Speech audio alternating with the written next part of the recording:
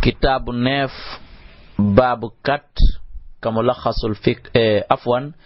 kitabu 10 babu 4 kamulakhasul fiqh no yewta en fi ahkamil laqiti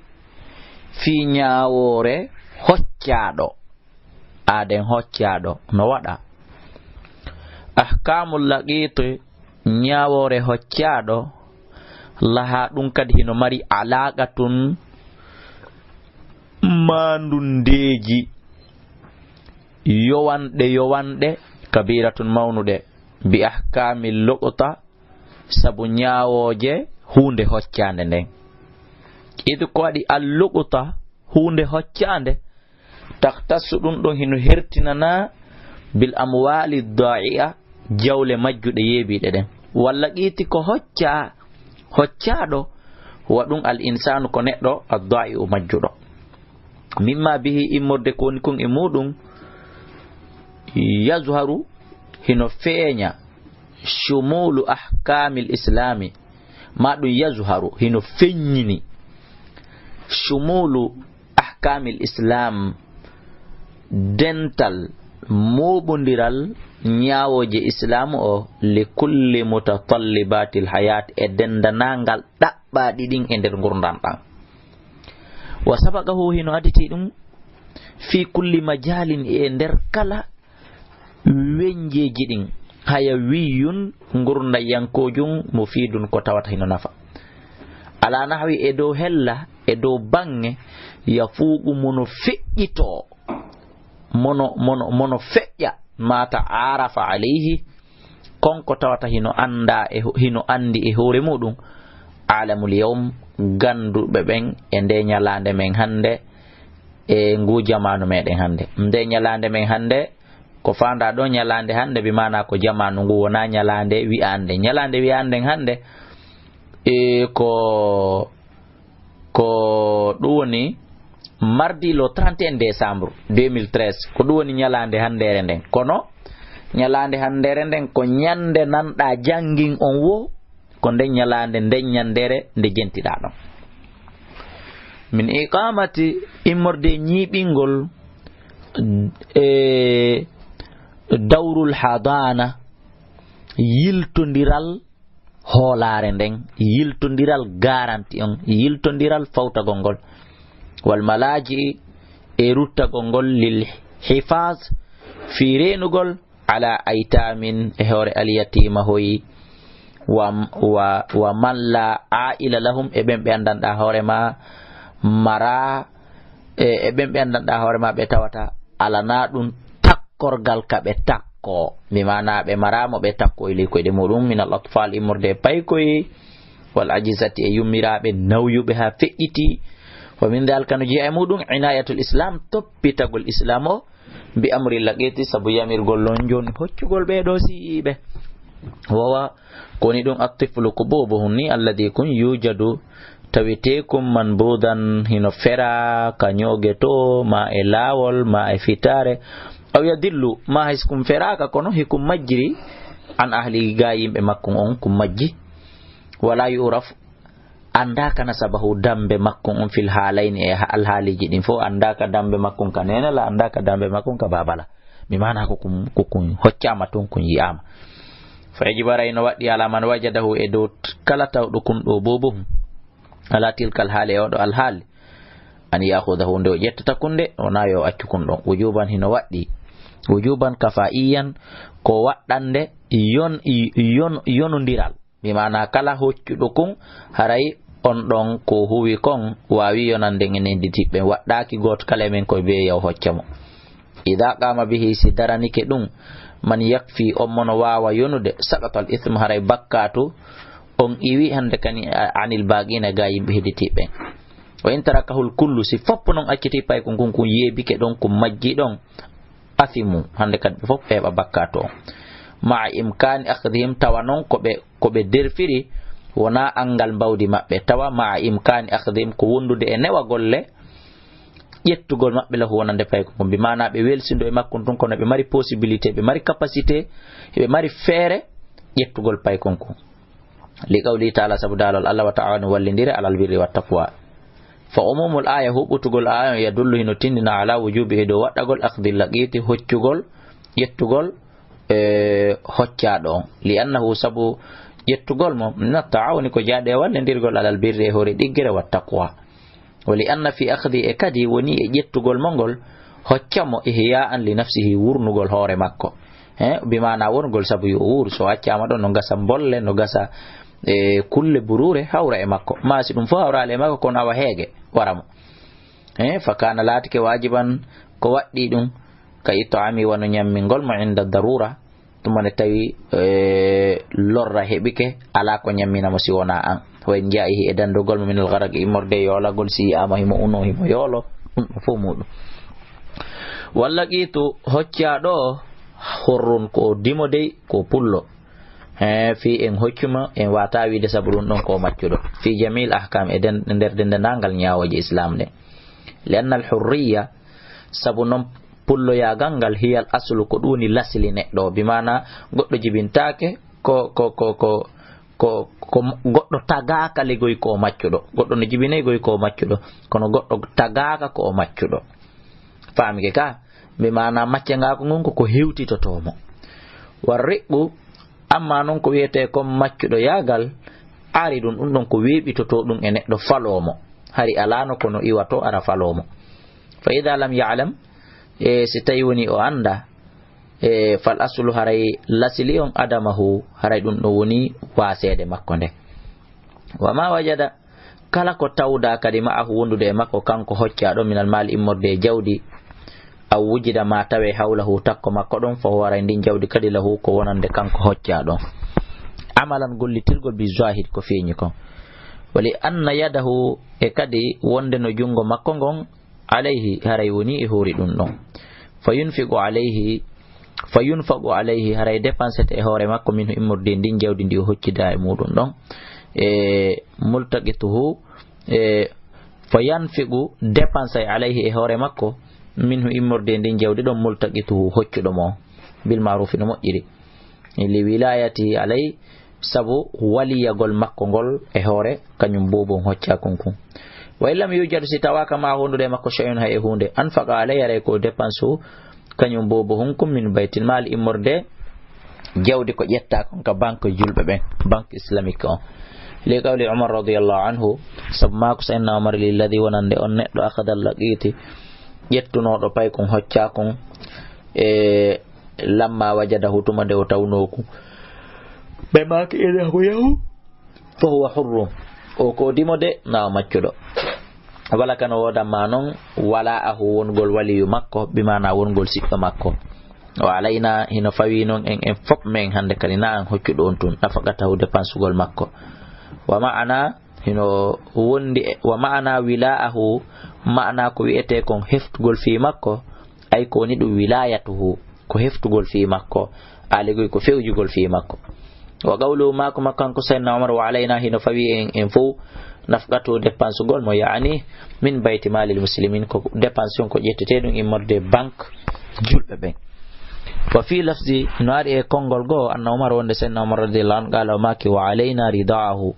ko enen fawi muyningol mo yaani fi baytil mal kaka suudu jawdi julɓe ɓen woni ko ƴettete fala jibo waɗɗaki alal multaqit e dow hoccuɗo on al infaq alayhi dépensugol mo hocci on wala ridaahu wona muyningol mo bal skoni yajibu hino waɗɗi dhalika nde ɗum ɗon ƴettete fi baytil mal ko banque jawle julɓe ɓen fa in ta'addara si ɗum gantinike be mana banque julɓe ala ma no wodi kono laami ɓe jaɓal débloqude jawdi ene laray wajabat waɗɗike nafqatuhu dépensugol mo ala man alima e dow kala anduɗo bi haalihi alhaali makko minal muslimina immorde julɓe ɓen haray no waɗɗimo nde o ittata seeɗa o jonna waliyu kañum bobum hocca kunkun ko on tigi dépensira mo li kawli ta'ala sabu daalol Allah wa tawanu alal birri wat taqwa walima e kadi walima fi tarkil infaq e sabu ko woni kon e nder accugol dépensugol ngol alayhi e hoore pay kon ko min hilaki woni e muɗum immorde halkagol makko maygol makko wali anna al infaqa e kadi sabu dépensugol ngol alayhi e makko min babil muwasati woni e nder dambugal e nder maniére yaññugol bimana haray a woni yaññanɗo julɓe ɓen jawdi ma ndin ka qari dayfi wano nyinnugol kodo alegoy wano wernugol kodo wa hukmihi nyaawre mun den min nahiyati din ko jeadum e bangeji dina kan annahu koni in wujida stayoni tawama fi daril islam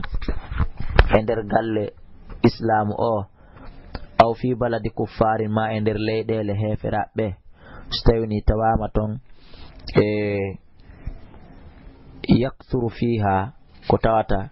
hino wawa ɗuɗɗinde e nder muɗum almuslimuna julɓe ɓen fahuwa muslimun haray on ɗon ko julɗo yiltoɗen ɓaawo seeɗa wiɗen wa hukumuhu ñawre makko nden noon kanko pay kon hocca konko min nahiyati din imorde bangal dina kan konno way annahu kanko pay kon hocca konko in wujida sikun tawama fi daril islam ko e nder galle julɓe kun hocca aw fi baladi kuffarin ma ko e nder leydi heferaɓe kono yaksuruta hino ɗuuɗi fiha e nder leydi ndin almuslimuna julɓe bo hino heewi e mayri kum pay kun ɗon foti ko julɗum foti ko keferum fawa muslimun haray kun ɗon ko ñawete kun ko pay kun julɗum haray kay julɓe ɓen kun wattirte on faami ka li qawli sallallahu alaihi wasallam sabu makko nelaɗo kullu mawludin kala bobo yuladu ko jibinteɗo alal fitrati e hoore dina wa in wujida si kun tawama noon fi baladi kuffarin khalisatin e nder leydi heferaɓe spécialement aw yaqullu ma ha awa do haysi julɓe no ton kono hino fanɗi fiha e nder mayri adadul muslimina kontori julɓe ɓen fa waray kun pay kun ɗon kafirun haray ko kun kefeero tabi'an ka jokkintingol liddari hoɗuɓe ɓen e galleli ɗin bi mana ka dambudugol ɓe dambe goote wa hidanatuhu e takkugol mo dambugol mo e makko takkugol mo e maɓɓe takunu hino laatano li wajidihi e tawɓe mo ɓen ida kana so laatike aminan ko holnaɗo lianna umaru ko holaɗo lianna umar sabi sayna umar radiallahu anhu aqarra o ñiɓinanno allah qiti hoccuɗo on hoccaɗon fi yadi abi jamila e nder jungo o accidimo e nder fawtande jungo abi jamila hina alima tumande o anduno tumande andano annahu wonde on rajulun salihun ko gorko moƴƴo wa qala sayna umar makilaka wila o hara hino wodanma waliyagol mo ay wilayatihi heftugol fi makko wali sabaqihi e aditagol mo ilayhi faade makko fa kana awla bihi o laati ko kanko ɓuri handude makko di goɗɗo go wa yunfiqu alayhi dépense e hoore makko wajiduhu tawɗo mo mimma wajada ma'ahu immorde kala ko tawri mo wondude e muɗum min naqdin immorde e jawdi aw gayri ma ko ina ɗum liannahu sabu ko kanko waliyuhu woni waliyu makko wa yunfiqu alayhi o dépense e hoore makko bil ma'ruf no moƴƴiri fa in kana si laatike wajiduhu tawɗo mo on noon la yuslihu o wawata moƴƴinde li hidanatihi fi fawtagol mo ngol o watamo fawtade li kawnihi sabu laatagol mo fasikan ko fasikijo kafiran ma ko kefero walla qiti tawanon hoccaɗo musliman ko julɗo lam yuqirru biyadihi lam yuqirru haray on ɗon ñinnetake biyadi ka jungo makko mana o accidetake e makko o accetake o ñiiɓa ɗon o wonataɗo legoy lintifayi sabu riwugol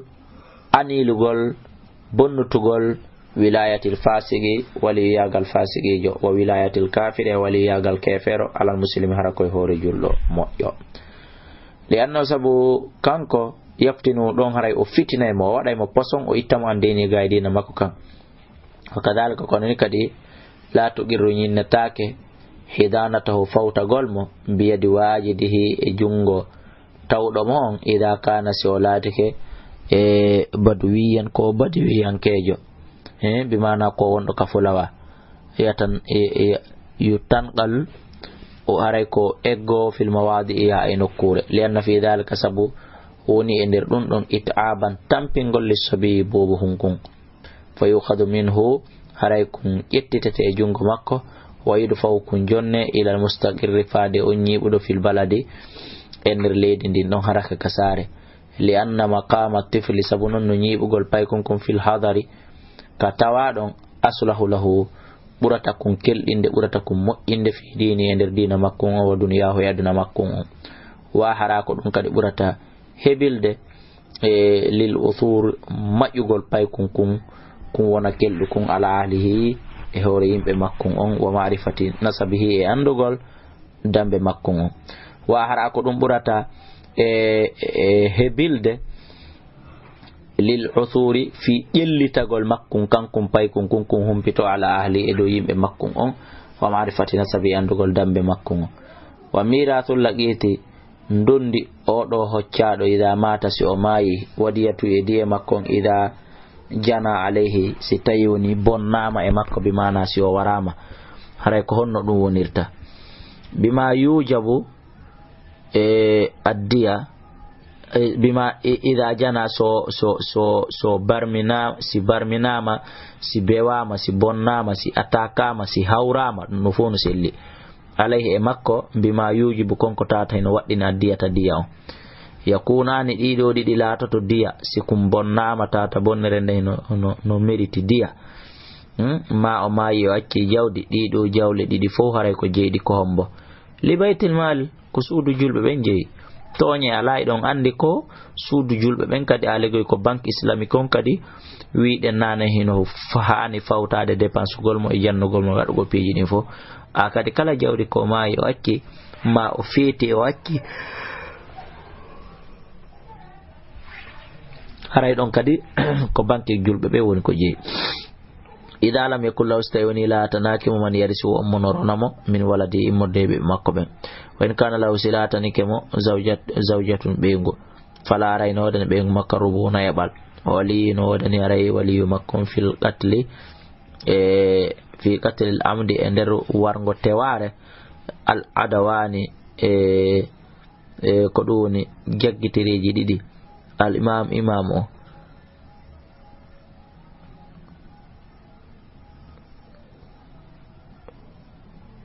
fil qatli e nder wargo al amdi teware ko ɗum ɓe firi al udwani jaggutugolle goy al imam on li anna al muslimina sabu non no julɓe yarithunahu haray ko kamɓen koronatamo wal imam o yanubu anhum haray o lontotoɓe fa yukhayyiru haray mo suɓina bayna al qisas hakkunde yottagol waddiyata e jaɓugol diya on li baytil mal kono noon toujours diya on ko baytil mal ɗum woni ko jeeyi li anno sabu kanko waliyun ko jatigi malla wuliya law omo tawata omo ra jatigi wen jana alayhi so tawi woni bewama toñama e hoore makko fima duna nafs ko tata hewta won kekin ta waɗɗon amdan koye hoore teware intazara aray habbe koyo habbete buluha o kelle fiye makko ha ñande o hellifa o ñawana e hoore makko o heɓɓana e hoore makko rushdihi e fewugol makko liyaqtas fi bimana yo raɓɓinɗinoy inda dhalika e jungo ɗum ɗon aw yafu ko ɗum woni ma o yaafo wa in aqarra rajulun so tawi woni o wa in aqarra si qirritike rajulun goɗɗo aw aqarrat ma qirritike imratun sonnajo bi anna laqita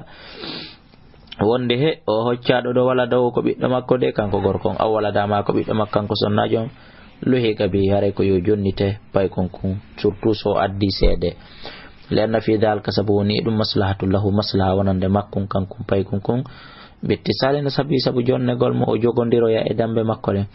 ولا مضرة أريدون كدونا للرغول على غير إدوكو هنا مكانكو فيه إنير مود بشرط سبو شرطي أن ينفرد ودو داتا بدعائه du'ana golmo nasabahu dambe makko de bi du'aihi nasbahu sabu du'ana golmo dambe makko de wani yakuna wani yumakkina ende newato kaunahu newende makko de minhu immorde makko wa idha da'a hu siunud wa in id'ahu jama'at wa in ad'ahu hay sewni noddimo jama'atun jama'a ɗuɗuɗo qadama dhul bayyina wa in idda'ahu sewni nodditike makko wi no jeemo jama'atun yimɓe buy kala ko ɓiɗɗo qaddima haray ko yo ardine dhul bayyina ɓurɓe jogade preuve on ɗon wo wa illam yakun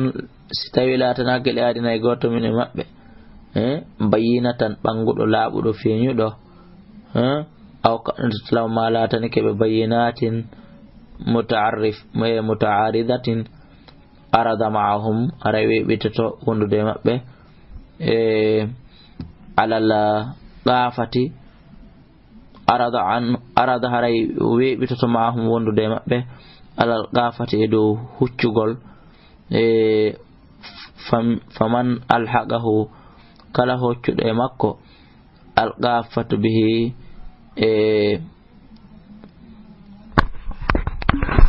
yiltoɗen seeɗa wiɗen yustaratu no sartina an yanfarida nde weddodata bi adi'iaihi e nodditiɓe ɓen e makko nodditiɓen arɓe ɓen inni min ko min heɓi o min o ko payku min ko paykuga haray hino sartina nde weddodata e makko nasabahu addugol dambe makko ɗen tigi mana sifagol dambe paykunkun sifo fo muɗum ha ndaare tawe kono woniri haray kon non sharia on hettini paykunkun wan yumkina ende newoto kawnahu laatagol paykunkun min no immorde makko masalan paykunkun duuɓi sappo si ari inni kum paykun ɗo hoccakun ko ɓiɗɗo makko haray haqqille jaɓata ɗum ɗon haray ɗum ɗon na ko newotono par ce que kanko o wawal heɓde ɓiɗɗo taw ma sai ko wawɗo heɓde ɓiɗɗo kono ari o déclari tawi kanko e hocca ɗon koɓe gore masalan haray ɗum fo wata newade on faami ka lianna fi dhalika sabu woni muɗum maslahata masalallahu wonande mo bitti sali sabu jokkoygol on acci hakke ngongre nden tiiɗi on acci hakke wa in idda'ahu sai woni non nodditike mo jama'atun jama ɗuɗuɓe haray konno watte ɓuddima haray koyo adore dul bayina haray koyo ardine koyo hikkine ɓurɗo jomiraɗo ɓangandu e ɓurɗo jogade seede ware kon non accirte wa lam yakun sawni latanaki ladina e goto min maɓɓe bayinatun ɓanganduye aw kanat law ma latanake ɓe bayinatun ɓanganduyeji mutaaridatun weɓitiɗi ardu ma'ahum weɓitande wondude e maɓɓe algafati e hoore setewol ngol faman alhaqtuhu kala mi hocci ɗum faman alhaqtuhu gafatu kala mo koko wi'ete gafa ɗo ɗum no wona ko huƴƴudu kala mo ɗum ɗo hewtiti bihi e muɗum lahiqahu haray hewtitatomo li qada'i amri umar ñawre senna umar sallallahu alaihi wasallam bidalka e ɗum bi mahdarin e tawande min as-sahaba immorde e sahabaɓe ɓe radiyallahu anhum ajma'in wal gafat e setewol qawmun yimɓe ya'rifuna ɓe no anda al ansaba dambe ɗen bi shabaha sabu nandugol ngol bi mana haray ko noddete hande kadi tasko ko yimɓe ɓe no andira dambe goɗɗo sabu mandeji makko ɗin sabu nandugol ngol wawɓe tefude ɗum ɗon ɓe wa yakfi haray hino yona qa'ifun ƴuƴuɗo tindinowo faamuɗo wahidun goto siɓike wa istaratu no sartina fiye makko ne kuna nde o latto zakaran gorko adalan nunɗuɗo mujriban e ɓurɗo hawrondinede ko ɓuri ɗuɗde kon hara o pooɗa e o hawrodira fil islam